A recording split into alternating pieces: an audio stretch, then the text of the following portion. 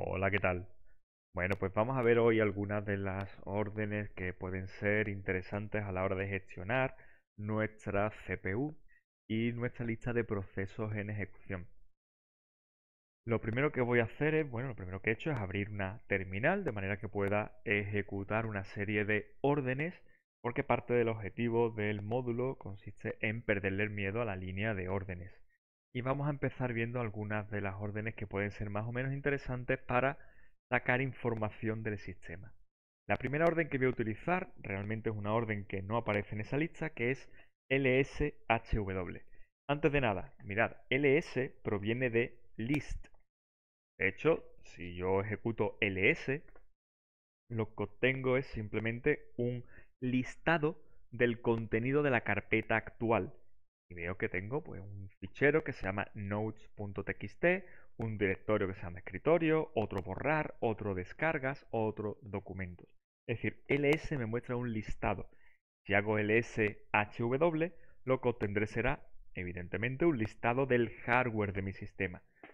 Lo ejecuto y veo como efectivamente tengo un listado de todo el hardware de mi sistema. Voy a ir por la parte de arriba, que es la que a nosotros nos interesa, pero fijaos cómo incluso me da información de la tarjeta de red. Bueno, pues tiro hacia arriba y llego a la parte que a nosotros nos interesa, que es esta de por aquí. ¿Vale? Estamos hablando de gestión de la CPU y aquí puedo obtener parte de la información de la CPU. Puedo ver como por ejemplo, bueno, pues tengo, este es mi procesador, esta es la capacidad máxima, la frecuencia máxima de trabajo a la que puede funcionar, etcétera, etcétera. ¿Cuál es el problema que tengo con LSHW? Bueno, pues el problema que tengo principalmente es que me muestra mucha información de todo el hardware. Si yo quiero solo y exclusivamente información de mi CPU, lo que voy a hacer es utilizar LS-CPU. ¿Vale?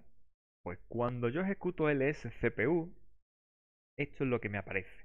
Obtengo mucha información sobre la CPU en exclusiva.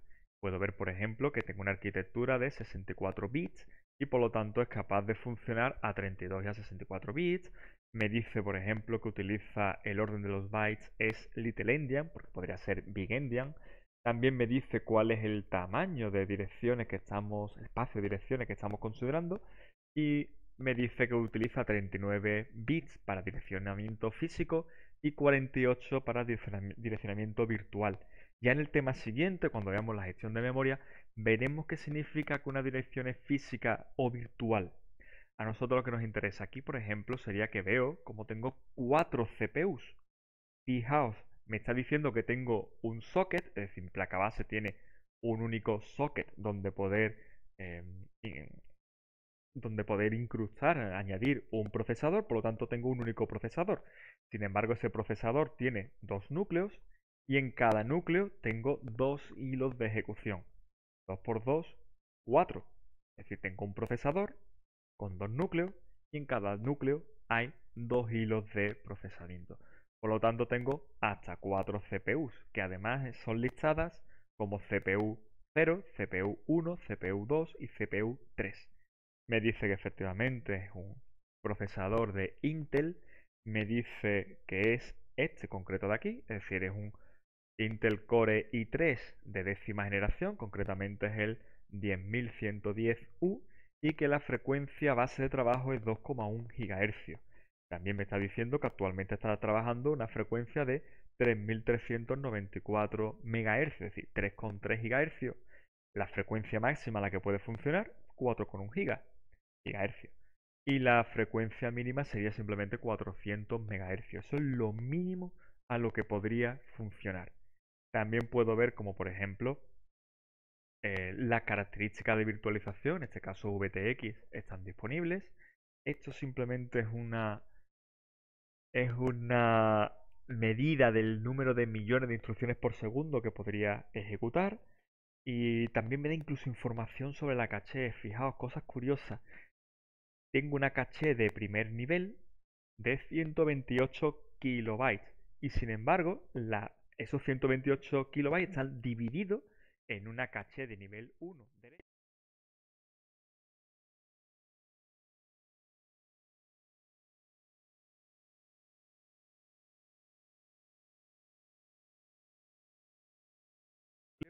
y esto el otro núcleo. Sin embargo, la caché de nivel 2 sí que está unificada y tiene 512 kilobytes. Incluso tiene una caché de nivel 3 de 4 megas. A partir de aquí lo que me aparece, bueno, pues algunas de las vulnerabilidades que sabemos que ha afectado a los chips de Intel y finalmente, bueno, incluyendo como algunas de las medidas que se están utilizando para mitigar los efectos negativos de esos fallos de fabricación hardware y también algunos indicadores del juego de instrucciones que tenemos disponibles. Por ejemplo, simplemente por nombrar dos muy conocidos, el MMX, que se suele poner muchas veces de ejemplo, o el ACPI, que se utiliza para gestionar el uso de la energía por parte de la CPU. Bueno, pues eso es lo que me ofrece LS-CPU. Hago un clear para borrar la pantalla y pasamos a explicar la siguiente orden que aparece en el listado de la izquierda. Si os fijaos, aparece ahí cat barra proc barra CPU info. Antes de explicar nada, mirad. Cat es una orden que sirve para ver el contenido de un fichero de texto. Por ejemplo, si yo hago un ls, ya hemos visto que yo tengo un listado del contenido de la carpeta actual. Bueno, pues aquí tengo notes.txt, que es un fichero. Si yo hago cat de notes.txt, eso es lo que me aparece. Lo que me muestra es el contenido del fichero notes.txt. Pues si yo hago por tanto un cat de barra proc barra cpu info, lo que voy a ver es el contenido de este fichero. Y ese fichero lo que contiene es, evidentemente, información sobre la CPU. Lo ejecuto. Y esto es lo que me aparece. Bien. ¿Qué es lo que obtengo? ¿Qué diferencia hay con LSCPU? Bueno, pues LSCPU me mostraba todo como muy reducido y aquí sin embargo me muestra la información pormenorizada por cada uno de los CPU que contiene mi sistema. Por ejemplo, esta es la información referente a la CPU 3, es decir, la última CPU. Esta que estoy seleccionando ahora de la CPU 2. Esta que selecciona ahora de la CPU 1. Y esta que estoy seleccionando ahora pues sería de la CPU 0. Bueno, básicamente me da la misma información que teníamos anteriormente. ¿Vale? No hay una gran diferencia, más allá de alguna discrepancia en cuanto, por ejemplo, a la frecuencia de trabajo que tiene actualmente. Por ejemplo, este me dice que es 3393 y este pues 3400. Y esta CPU pues son 3400 con 0.27 y esta es 3400 con 0.16. Pero bueno, es simplemente otra manera de conseguir información sobre el sistema. Por cierto que tenemos también algo parecido. Si en vez de CPU info pongo mem info, puedo tener información sobre la memoria de mi sistema. Muchísima información, probablemente más información de la que es necesaria o interesante. ¿De acuerdo? Así que nada más. Borro por aquí y pasamos a ver las siguientes instrucciones.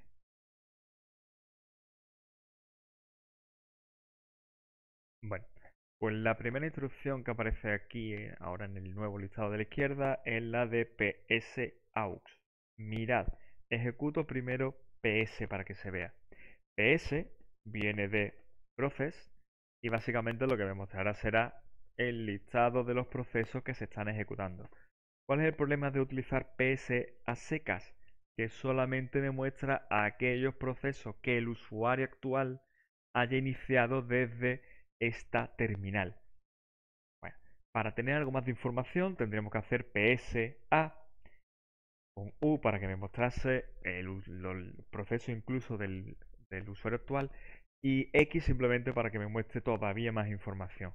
De manera que cuando yo hago un PSAUX, lo que obtengo ahora sí es un listado de todos los procesos que se están ejecutando en mi sistema.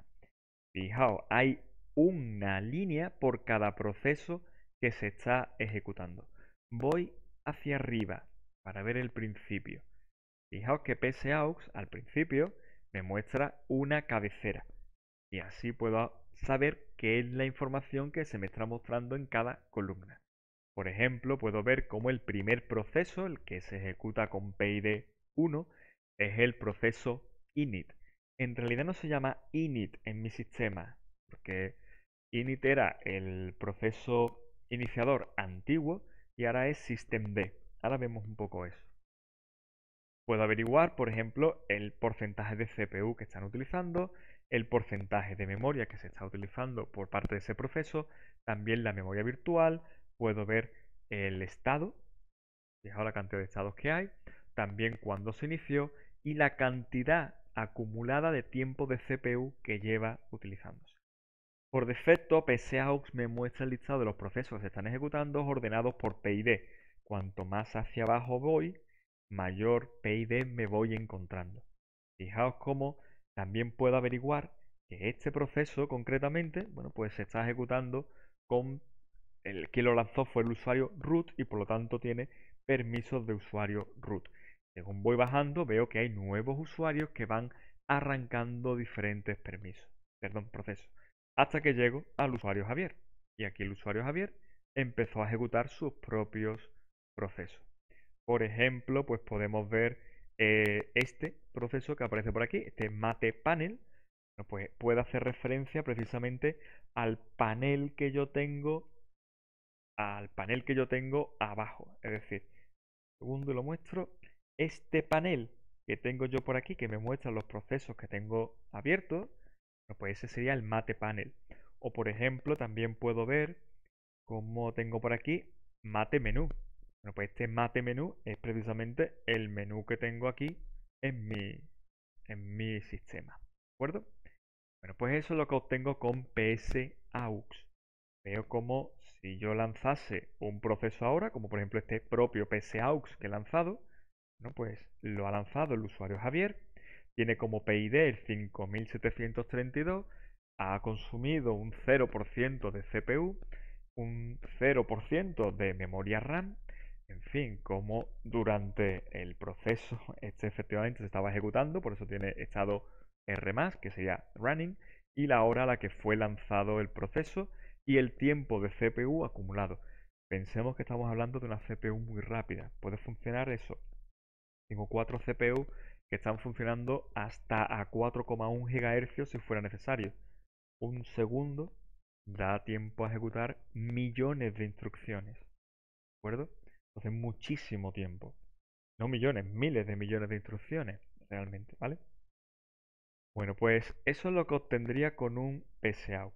Vuelvo a la presentación. ¿De acuerdo?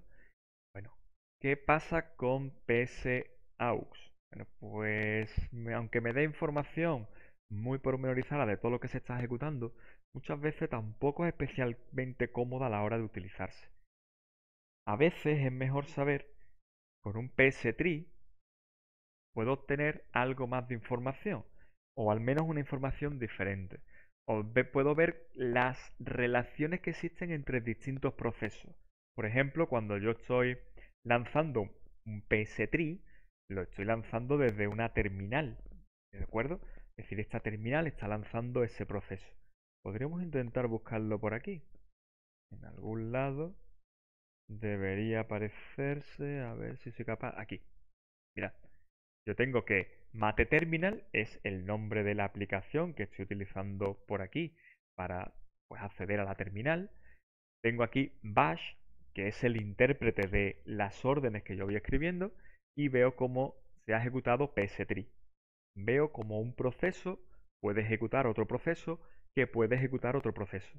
Y de hecho puedo tener procesos súper complejos, como por ejemplo pues yo que sé, aquí tengo systemd y puedo ver cómo hay una grandísima cantidad de procesos que son hijos de ese mismo proceso padre.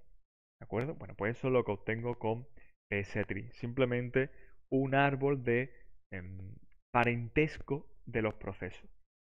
Si hago pstree menos p, obtengo exactamente el mismo árbol. La única diferencia que tengo es que ahora además me muestra los PID de los procesos, ¿vale? Por si en un momento determinado pudiera ser importante. Sinceramente, pstree es una orden que no la suelo utilizar y la muestro un poco más por curiosidad que cualquier otra cosa. La otra orden que aparece por aquí sería top. Mirad, cuando yo estoy viendo los procesos que se están ejecutando, pues un PSAUX me muestra todos los procesos, y eso es cierto. Pero ¿cuántos procesos hay? ¿Cuál es el que se está ejecutando? El hecho de que esté ordenado por PID tampoco es algo que me dé muchísima información que sea relevante. Por eso, a veces es mejor utilizar la orden top. Cuando ejecuto top, lo que obtengo es algo que se parece al administrador de tareas que vemos en Windows o que solemos ver en las interfaces gráficas también de Linux. Entonces, top, sin embargo, primero se actualiza automáticamente, aproximadamente una vez cada segundo se actualiza, y veo que está actualizado, bueno, que está actualizado, que está ordenado por tiempo de CPU. El recurso más preciado de nuestro sistema, por supuesto, es la CPU, y veo como el proceso que más tiempo de CPU está, está utilizando es el OBS, que está utilizando un 25,7% o en este caso un 28,2% de CPU. Y a su vez está utilizando un 4,4% de memoria. Esto es por lo que puede ser más o menos interesante. Aparte, bueno, pues también me da más información, como por ejemplo veo que en total se están ejecutando 220 tareas. La palabra tareas aquí hace referente a los procesos. Es decir, cuando he hecho un PSAUX, lo que se me ha mostrado son 220 líneas, una por cada proceso. También es importante, o al menos relevante, saber qué significa esto de load average, que esto me aparece por aquí. El load average es la carga media de nuestro sistema en determinadas unidades de tiempo. El primer número, este 0,53, es la carga media del sistema en el último minuto. Este 1,25, el segundo número que aparece, sería la carga media del sistema en los últimos 5 minutos. Y este 1,41 sería la carga media del sistema en los últimos 15 minutos. Es decir, la carga media en un minuto, en los últimos 5 minutos, en los últimos 15 minutos. De los tres, el más relevante es este de aquí, especialmente en servidores. ¿Qué es lo que ocurre? ¿Qué significan esos números? Bueno, pues vamos a suponer que yo tuviera una única CPU. Por simplificar, si yo tengo una única CPU y este número que aparece por aquí fuera muy cercano al 1, pues significaría que estoy muy cerca, en los últimos 15 minutos estaría muy cerca de estar utilizando el 100% de los recursos del sistema o de los recursos de la CPU.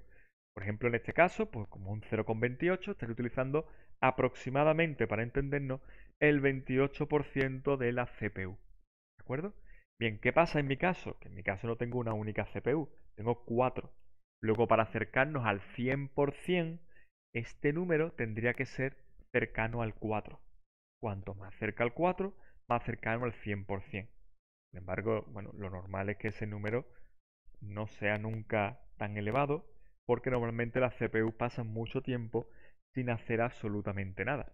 De hecho, fijaos el tiempo de CPU, si yo lo sumo, el tiempo que aparece por aquí, desde luego esto no llega al 100%, ¿vale? Porque mi CPU, aunque esté muy utilizada por un proceso muy intensivo, como en este caso el OBS, en realidad no está tan cargada. Bueno, para salir del top, le doy simplemente a la Q y con eso hemos terminado. Bueno, además de top, hay una aplicación que es un poquito más moderna, que es HTOP. Normalmente HTOP no suele venir instalada, pero es una de esas aplicaciones que yo suelo instalar pues casi de primera mano. ¿Qué hace HTOP? Pues básicamente es un top, pero mejorado. ¿Por qué mejorado? Bueno, pues primero porque puedo ver el porcentaje de uso rápidamente de la CPU en una especie de gráficos de barra separados para cada una de las CPU, no en global. Y veo como efectivamente, bueno, pues las CPU están utilizándose aproximadamente entre un 5 y un 15%. Veo también como el load average también se me muestra y lo único que cambia es aquí las tareas. ¿Por qué cambian las tareas? ¿Por qué no coincide con lo que me mostraba top? Bueno, simplemente me está mostrando la misma información, pero contada de maneras diferentes, ¿vale? Uno tiene en cuenta hilos de ejecución, que no son procesos propiamente dichos, y el otro no me lo cuenta. Pero bueno, es la misma información mostrada de maneras diferentes. Mirad, cosas que podemos ver también, aparte de que tiene color, bueno, pues yo puedo utilizar estas órdenes que aparecen aquí abajo para influir en la lista de procesos que se están ejecutando. Por supuesto, la lista de procesos se está ejecutando en la que estoy viendo aquí. O sea, yo la puedo moverme con la flecha hacia arriba y hacia abajo y veo que si pulsase F1 se me mostraría la ayuda, con F2 la configuración, con F3 podría buscar un proceso concreto, con F4 puedo filtrar para que solamente se me muestren los procesos que me interesen. Fijaos, con F5 le voy a dar y lo que obtengo es un listado de los procesos que tenía y las relaciones que tienen. Fijaos como OBS es un proceso que además de ser muy intensivo es terriblemente complicado. OBS no es un único proceso, sino que tiene probablemente muchos hilos de ejecución diferentes y tengo aquí, bueno, pues como realmente OBS es un proceso que lanza otros procesos, o al menos que lanza otros hilos de ejecución, y no todos tienen la misma prioridad. Por ejemplo, aquí en, en Ni puedo ver cómo es la prioridad, y veo que algunos son prioridad normal, otros tienen menos prioridad y otros tienen poquísima prioridad, ¿vale? Eso va en relación a los plugins que podemos utilizar en OBS. Dependiendo de los plugins que estemos utilizando, probablemente tendrá más o menos complejidad el propio programa. Lanzará otros procesos o lanzará menos. Bueno, le vuelvo a dar a F6 simplemente para que... perdón, a F5 para que me lo ordene, efectivamente, y ya volvemos a tener la imagen inicial. Bueno, si le doy F6 veo que pone aquí Sort By, le doy a F6 y yo puedo cambiar por qué está ordenada la lista. Por ejemplo, en vez de el porcentaje de CPU, pues quizá a mí eso no me preocupe tanto como el porcentaje de memoria. Bueno, pues simplemente selecciono en la lista que aparece aquí a la izquierda porcentaje de memoria y ya lo tengo la lista ordenada por el porcentaje de memoria que están ocupando los distintos procesos. Fijaos que hay un montón de procesos que ni siquiera llegan a tener prácticamente memoria. Claro, estamos hablando de un sistema operativo con 8 GB de memoria RAM, a lo mejor un 0,2%, pues son, yo que sé, una barbaridad de megas, ¿no? Bueno, vuelvo a darle F6, le vuelvo a ordenar por el porcentaje y también veo cómo, suponiendo que tuviéramos permisos para hacerlo, que no todos los usuarios pueden hacerlo, podríamos cambiar con F7 y F8 la prioridad de los procesos. Incluso también en un momento determinado con F9 podríamos matar al proceso, es decir, hacer que el proceso terminase. Bueno, no se ve porque bueno, la terminal yo la tengo muy chiquitita para que quepa en la parte derecha de la pantalla para que en la parte izquierda se pueda seguir viendo la presentación. Pero si pulso F10, salgo de HTOP y ya he terminado. ¿De acuerdo? Bueno, pues eso es un poco para que veamos la lista de los procesos que están esperando a ser ejecutados. Bueno, pues vamos a pasar a la siguiente grupo de órdenes. Muy bien, mirad, vamos a suponer de una manera muy sencilla, vamos a ver las órdenes PID off y pgrep, vamos a ver las dos, ¿vale? Vamos a suponer, voy a enseñar la pantalla, ahora aquí, se ve la parte izquierda de mi escritorio, ¿de acuerdo? Aquí se ve el menú, etcétera, vale. Bueno, pues mirad, voy a lanzar la calculadora de mate. Esta es mi aplicación de calculadora. Bueno, la cosa es, muy bien, yo sé que cuando he lanzado esa aplicación, la aplicación se encontraba en el disco duro, pero nos encontramos en arquitectura von Neumann, por lo tanto se tiene que cargar en memoria, se le asigna una memoria, se le crea un PCB, Process Control Block, que sabemos que es la estructura de datos donde se guarda información de la ejecución del propio proceso, se le asigna un PID. ¿Qué PID se le ha asignado? Bueno, pues una manera de averiguar cuál es el PID sería venirme a la terminal, ejecutaríamos un htop o un top y iríamos buscando hasta encontrar nuestra calculadora. ¿Vale? Esa es una opción, pero esa no es la que yo os quiero explicar. Por cierto, también con Q también se sale de htop, ¿vale? Esa no es la que yo os quiero explicar. Mirad, La manera, digamos, más sencilla de encontrar el PID de una aplicación consiste en hacer PID of y el nombre de la aplicación. En este caso, la aplicación se llama MateCalc y me dice que el PID que tiene asignado actualmente es el 7634. ¿Por qué sé yo que es MateCalc? Bueno, pues podría haberme venido por aquí, editar el menú, me vengo por acá. ¿Dónde estará? Estará en accesorios seguramente. La calculadora de mate, me vengo aquí a propiedades y veo que la orden que lo ejecuta es MateCalc. Bueno, esa es una manera, ¿vale? Bueno, otra manera, pues mira, sería hacer un pgrep y simplemente poniendo parte del nombre de la calculadora. Mira, yo pongo aquí calc y me dice que efectivamente es el 7634. ¿Qué pasa con PID-OFF? Mirad, esto es lo que ocurre. PID-OFF, si yo en vez de MateCalc pongo solamente calc, no encuentra ningún proceso cuyo nombre sea calc y por lo tanto no me devuelve nada. ¿Qué pasa con pgrep? Que pgrep me busca cualquier nombre de proceso, me devuelve el PID de cualquier proceso que contenga en su nombre lo que yo escribo aquí. Y yo escribo aquí calc y efectivamente eso es lo que me devuelve. Pero ¿qué pasa si yo recuerdo que es mate algo? Y escribo pgrep mate. Fijaos todo lo que me devuelve.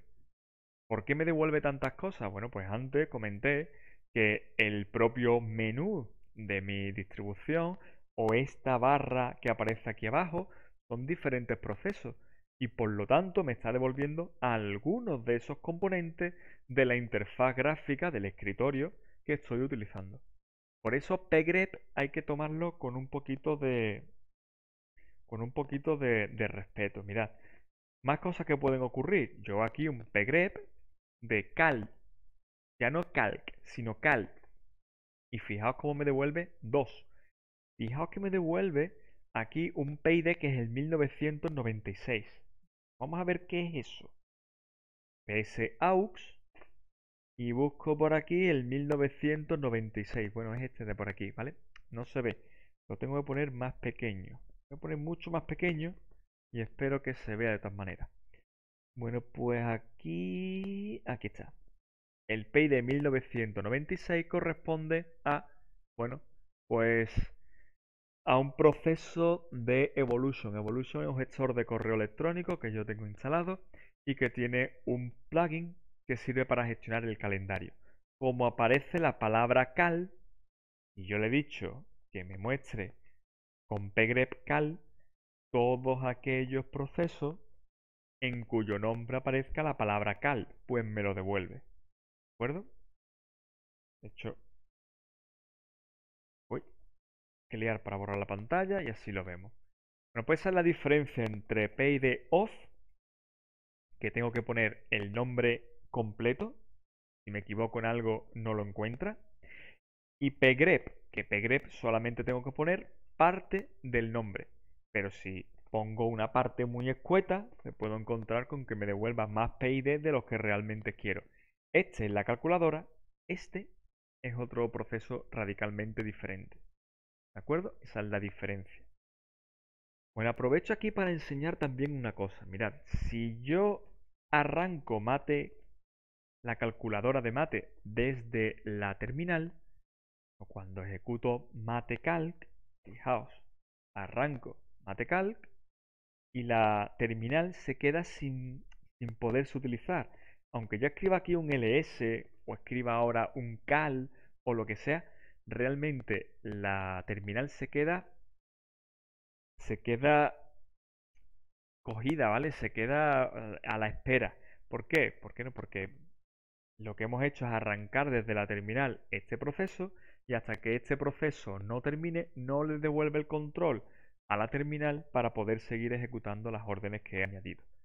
Fijaos, la cierro y en el mismo momento en el que la cierro se va a ejecutar primero un ls, es decir, me va a mostrar el contenido de la carpeta actual y luego se va a ejecutar un cal que me mostrará el calendario actual. Cierro. Ya está.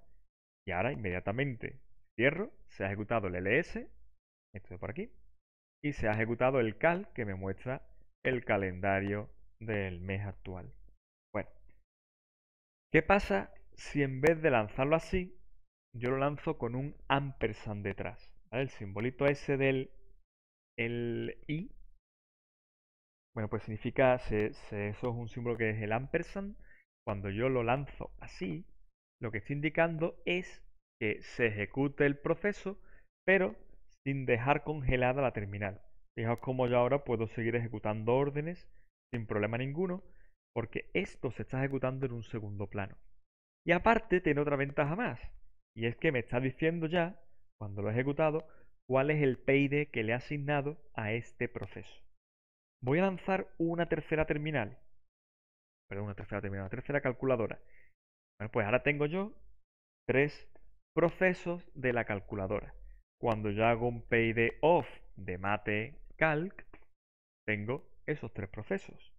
Si yo hago un pgrep de calc, pues efectivamente me da los mismos tres procesos. Fijaos que el orden en el que me lo ha encontrado, me lo está mostrando, es diferente. Incluso el formato, ¿no? Este es en horizontal y este es en vertical. Pero la información es exactamente la misma. ¿De acuerdo? Bien. Pues vamos a continuar un poquito por aquí. Vuelvo a la presentación. Mira, vuelvo a la presentación. Dejo de mostrar a la izquierda el escritorio. Y bueno, pues vamos a pasar al último grupo de órdenes que aparece aquí a la izquierda, que sería kill y pkill. Bueno, pues kill, como todo el mundo sabe, significa matar. Y eso es lo que vamos a hacer. Vamos a aprender a matar procesos. ¿Cómo se mata un proceso en Linux? Bueno, pues con la orden kill yo puedo matar un proceso, pero lo primero que tengo que saber es el PID del proceso que quiero matar. Vuelvo a mostrar el escritorio. Bueno, pues si yo me vuelvo tranquilísimamente aquí, bueno, pues la manera que estamos acostumbrados para matar un proceso simplemente es cojo el proceso que quiero matar, este de por aquí, que tiene una interfaz gráfica, lo cierro y ya con eso se ha matado ese proceso. Puedo verlo haciendo pues un pid off de matecalc y veo cómo efectivamente ya solamente me muestra dos de los PID. Luego se ha matado. Vuelvo a arrancarlo, ¿vale?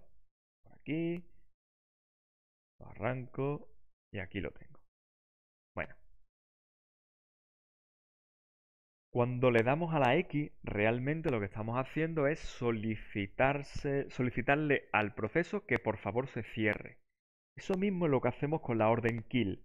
Yo hago un PID off de mate calc y obtengo los PID de las calculadoras que tengo abiertas. Bueno, pues vamos a matar a una. ¿Cómo lo mato? Haciéndole un kill de 8906, que es este PID. Bueno, pues cuando yo haga kill 8906, lo que estoy haciendo es solicitarle a una de las calculadoras que por favor se cierre. Eso es lo que hacemos. ¿Vale? Y ya está, ya con eso se ha cerrado la última calculadora. Vuelvo a ejecutarlo. Mate calc y el ampersand para poder seguir utilizándolo. Fijaos que ahora le ha asignado como PID el 9038. Bueno, pues con kill lo que se hace es eso. Se le solicita a al proceso cuyo PID aparece como parámetro que por favor se cierre. Y es una solicitud que se le hace. ¿Eso por qué se hace así? Bueno, pues imaginemos, por ejemplo, que estamos con pues no sé, un proceso que, por ejemplo, está terminando de escribir algo en el disco duro, ¿vale? Estoy utilizando, pues, el procesador de texto y en un momento determinado le doy archivo guardar y lo cierro. Pues archivo guardar y lo cierro, lo que hace el procesador es, primero, termina de escribir el contenido en el fichero, que eso puede llevar un tiempo, y finalmente, cuando ha terminado de hacer eso, se cierra. Es decir, las aplicaciones, cuando yo le doy a la X para que se cierre, no se cierran automáticamente. Muchas veces hay cosas que se tienen que realizar antes de poder cerrarse. Bueno, pues eso es lo que hacemos con un kill, simplemente solicitarle que por favor se cierre la aplicación. ¿Qué pasa cuando la aplicación no funciona? Y eso nos pasa a veces, sobre todo en Windows suele pasar de vez en cuando, y te dicen, bueno, la aplicación no funciona. ¿Deseas cerrarla o deseas forzar el cierre? Cuando forzamos el cierre, ya no le estamos diciendo a la aplicación, oye, por favor, ciérrate. Dice la aplicación, un segundo, ya, ahora que estoy haciendo esto y ahora lo hago. No, no, no, que te cierres. Es decir, pues entonces lo que hacemos es que le mandamos una señal diferente. En vez de la señal de por favor, ciérrate, le mando la señal de no, no, que te cierres de verdad, que te mates, que no quiero volver a verte. Y entonces cuando yo un kill -9 y la que quiera matar, por ejemplo, de matar esta, la 7634, pues digo kill -9, 7634. Y con eso lo que hago es que mato a esa aplicación. Directamente no le estoy diciendo por favor ciérrate, sino estoy dándole una orden taxativa de que se cierre. ¿De acuerdo? Por cierto que podríamos también cerrar varias procesos simultáneamente. Por ejemplo, yo tengo aquí estos dos, yo podría hacer un kill del 9038 y del 8604 y se cerrarían todas esas calculadoras. ¿De acuerdo? Y acabo de matar a varios procesos simultáneamente. Otra manera de hacerlo también, y esto a veces también es interesante hacerlo en Linux, es que con Xkill yo puedo seleccionar la aplicación que quiero matar. De manera que la aplicación en la que hago clic, en este caso la calculadora, le ordeno que se cierre. ¿De acuerdo? Eh, Fijaos incluso que me muestra un error fatal. Es decir, eso es algo que no deberíamos hacer, a no ser que no tengamos más remedio que hacerlo, ¿de acuerdo? Igual que cerrar una aplicación forzando la salida es algo que no deberíamos hacer, a no ser que sea necesario. Una aplicación que efectivamente se ha quedado colgada y no responde en absoluto y nos está haciendo que el sistema sea imposible de utilizar. Bueno, pues vuelvo a abrir algunas de esas aplicaciones, ¿de acuerdo? Mira, voy a abrir... No voy a abrir Pluma. Voy a abrir de nuevo tres calculadoras. Una, dos y tres. Bueno, pues exactamente igual que para averiguar el PID, hemos dicho que podemos utilizar PID off y el nombre exacto de la aplicación de la que queremos recuperar el PID. Y hemos visto que también podemos utilizar pgrep para solamente con parte del nombre averiguar esos mismos PID. Bueno, pues también puedo utilizar, igual que con kill, puedo poner aquí el PID que quiero matar. Puedo utilizar pkill para matar aplicaciones con parte del nombre. De manera que cuando yo hago un pkill de calc, se matan todas aquellas aplicaciones, le manda la señal de por favor termínate, a todas aquellas aplicaciones en cuyo nombre aparezca calc. De nuevo, con esto tendremos que tener cuidado, porque igual que hemos hecho, igual que anteriormente habíamos hecho el pgrep de mate y me salían muchas cosas, si yo hubiera hecho un pkill de mate, voy a matar o voy a pedir que se cierren muchos procesos que en mi caso están relacionados con el propio escritorio y por lo tanto podría tener un resultado que no es el que yo quiero. Así que cuidado con el pkill y a utilizarlo con mucho cuidado. ¿Vale? Bueno, pues creo que con esto es suficiente y hemos visto, bueno, algunas de las cosas que se pueden utilizar para gestionar nuestros procesos. Si quisiéramos hacer más cosas que se pueden hacer, pues podríamos añadirle, cambiar la prioridad con el nice o el renice. Es decir, con la orden nice puedo ejecutar un proceso con una prioridad diferente. Con la orden renice podría cambiarle la prioridad a un proceso. Y hay muchísimas más órdenes relacionadas con la gestión de procesos tanto en Linux como en Windows. De hecho, eso será lo próximo que veamos. Hasta luego.